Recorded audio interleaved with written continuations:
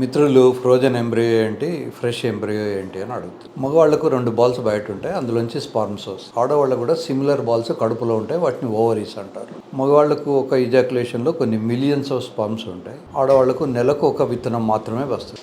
ఆడవాళ్ళ విత్తనము మగ విత్తనము కలిస్తే ఒక పాప తయారైతుంది, దాన్ని ఎంబ్రియో అంటారు. ఆడవాళ్ళ నుంచి వచ్చే విత్తనాన్ని ఊసైట్ అంటారు, మగవాళ్ళ నుంచి వచ్చే దాన్ని స్పర్మ్ అంటారు. ఒక స్పర్ము ఒక ఊసైట్ కలిస్తే వచ్చేది ఎంబ్రియో. అది జీవిలో ఫస్ట్ పార్ట్ అన్నమాట. ఈ రెండు కలిసినప్పుడు తయారైంది. ఈ ఎంబ్రియోలను కొంతమంది లిక్విడ్ నైట్రోజన్ అని ఒకటి ఉంటుంది, దాంట్లో ప్రిజర్వ్ చేసి పెడతారు. ఈ కొన్ని వందల ఏళ్ళ దాకా కూడా మనం ప్రిజర్వ్ చేసి ఉంచుకోవచ్చు. ప్రిజర్వ్ చేసిన దాన్ని ఫ్రోజన్ ఎంబ్రియో అంటారు. ఈ ఫ్రోజన్ ఎంబ్రియోను మళ్ళీ శరీరంలోకి ఎక్కించే ముందు థాయింగ్ అంటారు, హీట్ చేయడం అనమాట. సడన్ గా టెంపరేచర్ చేంజ్ చేసి వచ్చినప్పుడు ఎంబ్రియో డెత్ అయిపోతుంది, ఎంబ్రియో చుట్టూ ఉన్న సెల్ వాల్ బ్రేక్ అయిపోతుంది. అందుకని దానికి ఒక సిస్టమ్ ఉంటుంది.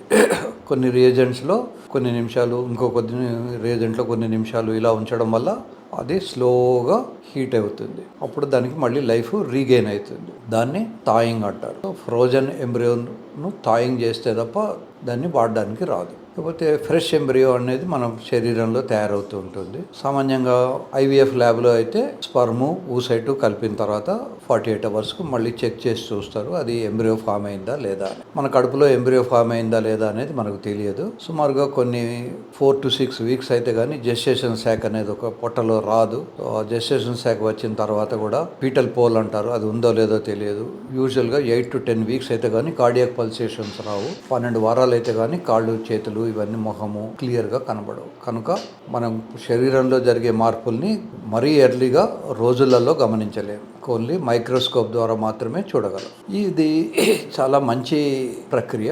ఎస్పెషల్లీ ఇప్పుడు పెళ్లిళ్ళ వయసు బాగా పెరిగిపోయింది. ఇదివరకు 20 ఏళ్ళ వయసులోనే అబ్బాయిలకు అమ్మాయిలకు పెళ్లిళ్ళు అయిపోయాయి. లేట్ మ్యారేజెస్ 35, 40లో కూడా పెళ్లిళ్ళు చేసుకుంటారు. ఒక్కోసారి వాళ్ళకి మెన్స్ట్రువల్ సైకిల్ కూడా ఆగిపోతుంది, లేదా మగవాళ్లకు స్పర్మ్స్ ఉండకపోవడము, తక్కువ నెంబర్ ఉండడము, అసలే లేకపోవడము, ఇవన్నీ కూడా జరుగుతుంది. కనుక మగవాళ్ళు ఆడవాళ్ళు కూడా 20 ఏళ్ళు వయసు రాగానే వాళ్ళ ఊసైట్ను స్పర్మ్ను బ్యాంకులలో దాచిపెట్టుకోవడం మంచిది. తర్వాత ఐవీఎఫ్ సెంటర్ల చుట్టూ తిరిగి పిల్లలు అవ్వట్లేదని గొడవలు పడి టెన్షన్ పడి ఇవన్నీ చేసుకునే బదులు యంగ్గా ఉన్నప్పుడే వాళ్ళ స్పర్మ్స్ను యాజ్ వెల్ యాజ్ ఊసైట్స్ను ప్రిజర్వ్ చేసుకుంటే సంతానలేమి అనే ప్రాబ్లం తగ్గిపోతుంది.